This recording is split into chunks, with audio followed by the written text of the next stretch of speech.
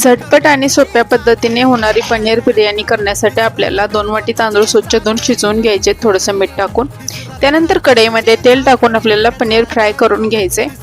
त्यानंतर पनीर फ्राय झाल्यानंतर एका बाउलमध्ये काढून त्यात 1 वाटी दही, हळद, पनीर मसाला, लाल तिखट, थोडंसं मीठ टाकायचं। तळलेला कांदा टाकून घ्यायचं।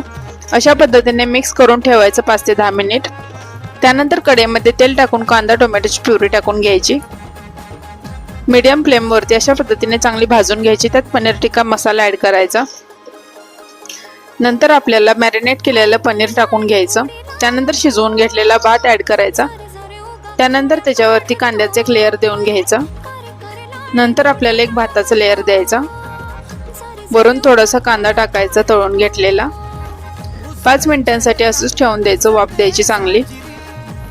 त्यानंतर तयार आहे आपली पनीर बिर्याणी। वरून थोडीशी कोथिंबीर ॲड करायची। मस्त अशी बनते, एकदा नक्की करून बघा। व्हिडिओ आवडल्यास व्हिडिओला लाईक करा, चॅनलला सबस्क्राईब करा। धन्यवाद।